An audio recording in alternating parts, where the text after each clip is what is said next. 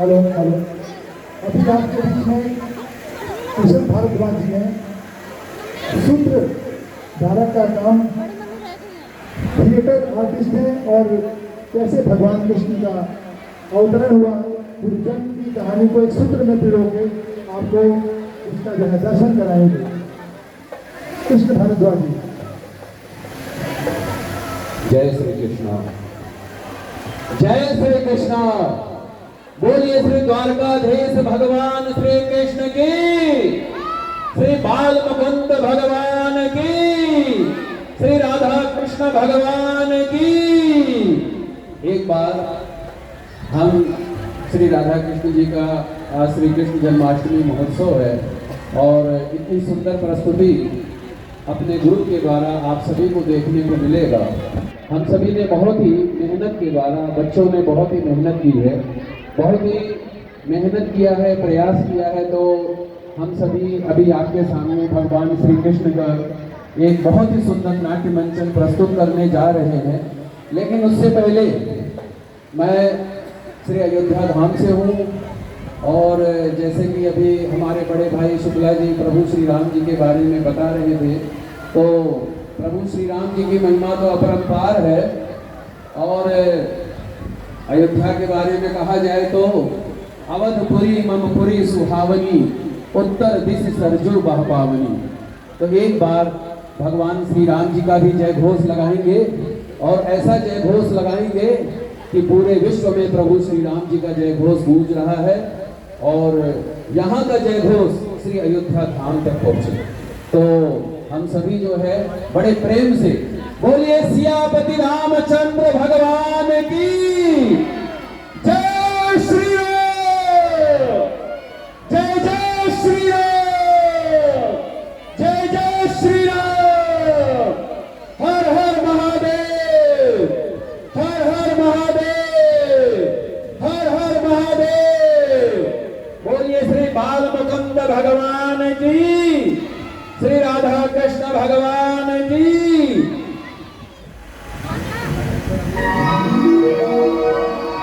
आइए प्रस्तुत है कृष्णा ग्रुप के द्वारा सुंदर सा नाट्य मंचन।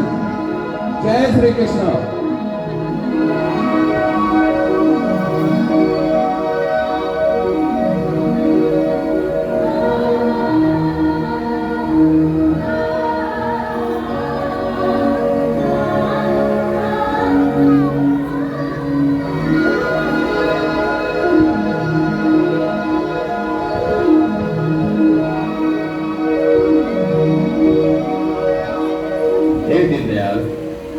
अपने पार्षद जय का प्रणाम स्वीकार कीजिए।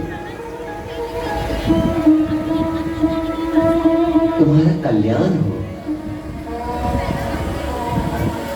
3 जन्मों के पश्चात आज तुम श्राप मुक्त हो गए। सो हे जय, तुम हमारे वैकुंठ लोक में जाओ। देखो, माता लक्ष्मी ने तुम्हें दिवाने के लिए दिव्य विमान भेजा है। अच्छा, तुम्हारा कल्याण हो। जैसे आपकी आज्ञा प्रभु।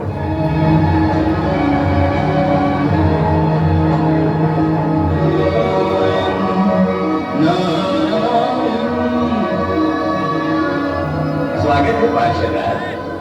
स्वर्ग में प्रवेश करने पर आपका स्वागत है। मुनिराज, सेवक का प्रणाम स्वीकार कीजिए। कल्याण हो। 3 जन्मों के पश्चात आज तुमको ब्रह्म कुमारों के श्राप से मुक्ति मिली है। इसके लिए तुम्हें बधाई हो। मुनिराज, कृपया ये तो बताइए कि कौन से श्राप से आज मुझे मुक्ति मिली है? कौन से ब्रह्म कुमारों ने मुझे श्राप दिया था और क्यों? सनत कुमारों ने। सनत कुमार? परंतु क्यों? तुम्हें कुछ याद नहीं? नहीं। तो शिशुपाल रूपी शरीर को छोड़कर ये पार्षद रूप धारण करते हुए तुम्हारी स्मृति कहीं बीच में तो नहीं खो गई? दूसरे शरीर की स्मृति थी और वो कहीं खो गई, ये मैं नहीं जानता। मुझे केवल ऐसा लगा कि मैं लंबी निद्रा के बाद जागा हूं। मैंने प्रभु को प्रणाम किया तो उन्होंने मुझसे यही कहा कि 3 जन्मों के पश्चात आज तुम्हें शाप से मुक्ति मिली है और तुम वैकुंठ धाम चले जाओ। मैं कुछ समझा नहीं, परंतु प्रभु से प्रश्न करना धृष्टता होगी। यह सोचकर चुपचाप उनके आदेश को स्वीकार करके विमान में बैठकर यहां चला आया। अब आप भी मुझसे यही कह रहे हैं, तो आपसे प्रश्न करने का साहस कर रहा हूं। मुनिराज, कृपया बताइए ये रहस्य क्या है? रहस्य कुछ नहीं, सब प्रभु की लीला है। प्रभु की लीला? कैसी लीला? देखो, प्रभु का अपना कोई निकट का संबंधी हो तो उसको शिक्षा देने के लिए वे वैसी ही लीला करते हैं, और अपने सेवक के अंदर जो अहंकार का छोटा सा बीज मात्र भी देख ले तो तुरंत उसकी चिकित्सा कर देते हैं। अब देखो, तुम्हारे मन में थोड़ा सा अहंकार हुआ और उन्होंने सनत कुमारों से श्राप दिला दिया। नारायण नारायण। मुनिराज, कृपया पहले ना बुझाइए, अपने इस सेवक की शंका का निवारण कीजिए। कृपया बताइए ये सब कैसे हुआ? अच्छा तो सुनाता हूं। चलो, स्वर्ग से बैकुंठ तक का लंबा रास्ता तुम्हें तुम्हारी ही कथा सुनाकर तय करते हैं। तो सुनो, तुम और विजय नाम के 2 पार्षद भगवान की सेवा करते करते उनके प्रमुख पार्षद बन गए। बैकुंठ धाम के 6 द्वारों के पश्चात जो 7वां द्वार है वह भगवान नारायण के अंतरंग स्थान का द्वार है। तुम दोनों उसी के संरक्षक बन गए। इस प्रकार कई कल बीत जाने के पश्चात तुम्हारे मन में अहंकार सिर उठाने लगा कि तुम ही भगवान श्री हरि के प्रमुख पहरेदार हो। तुम्हारी आज्ञा के बिना वहां कोई नहीं जा सकता। परंतु भगवान तो अंतर्यामी है। शेष शैया पर लेटे लेटे उन्हें तुम्हारे मन के भाव का ज्ञान हो गया। नारायण नारायण। तब एक दिन ब्रह्मा जी के 4 पुत्र सनत और सनंदन आदि भगवान के दर्शन हेतु वहां आए, क्योंकि उनको भी मेरी तरह कहीं भी जाने से नहीं रोका जाता। 6 द्वार लांघने के पश्चात जब वे 7वें द्वार पर आए तो तुमने उन्हें रोक दिया।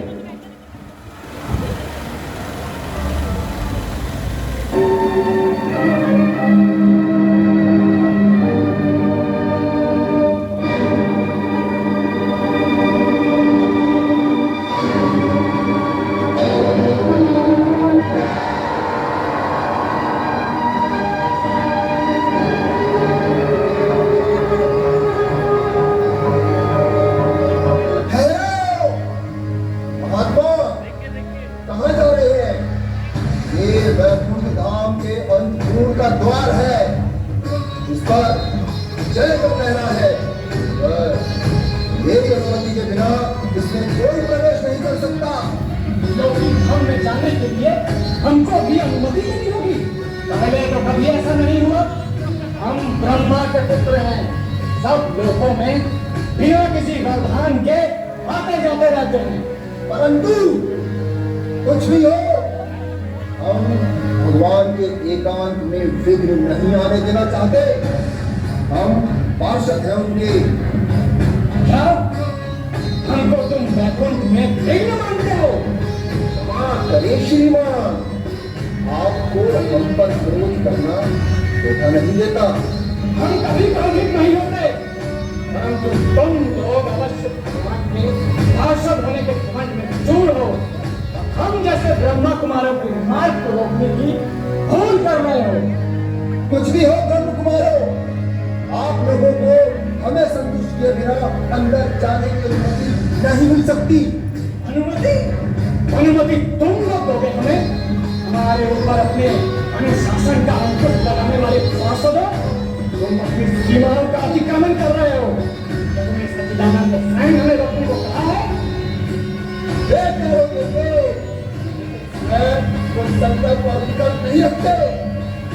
हमारा कर्तव्य है, क्योंकि इस समय प्रभु एकांत सेवन कर रहे हैं, इसलिए हम किसी को अंदर जाने की अनुमति नहीं दे सकते।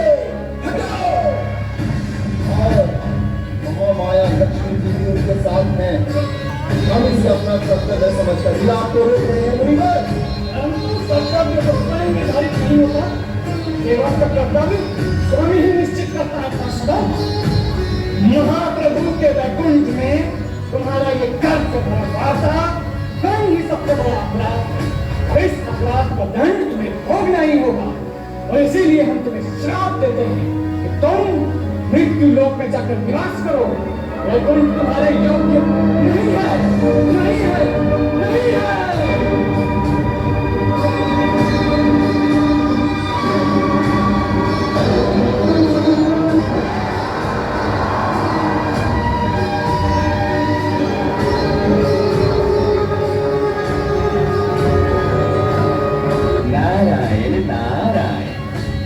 प्रभु की माया देखो, उन दिव्य बालकों के मन में काम, क्रोध, लोभ, मोह और अहंकार का विकार है ही नहीं।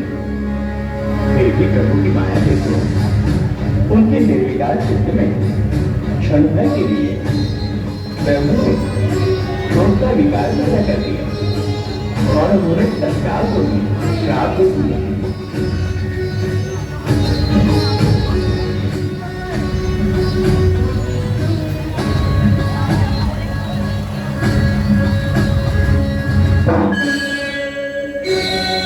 महाराज युधिष्ठिर की राजधानी इंद्रप्रस्थ में पधारे हुए सभी राजाओं, नरपतियों और छत्रधारी सम्राटों का स्वागत है।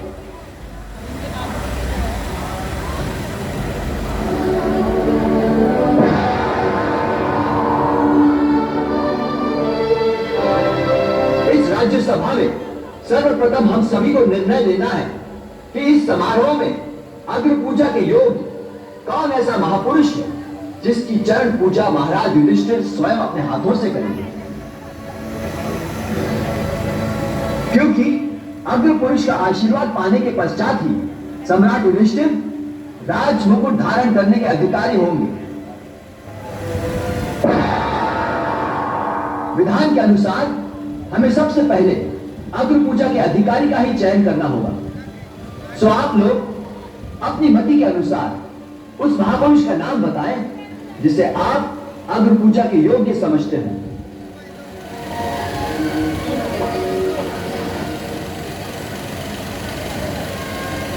मेरे विचार में संपूर्ण आर्यावर्त में इस समय द्वारिकाधीश श्री कृष्ण के अतिरिक्त कोई और ऐसा पूज्य पाठ नहीं है जो अग्र पूजा का अधिकारी बन सके। ऋषि के इस बात का मैं भी समर्थन करता हूं। यदुनंदन श्री कृष्ण से बढ़कर इस समय कोई और दूसरा नहीं है। यह सत्य है, श्री कृष्ण ही इस सम्मान के योग्य है। मेरे मत के अनुसार द्वारकाधीश श्री कृष्ण ही सर्वमान्य राजपुरुष है। उन्हें ही अग्र पूजा का अधिकारी बनाया जाए। तो फिर ये राज्यसभा सर्वसम्मति से अग्र पूजा का यशस्वी सम्मान द्वारकाधीश श्री कृष्ण के लिए ही निश्चित करती है।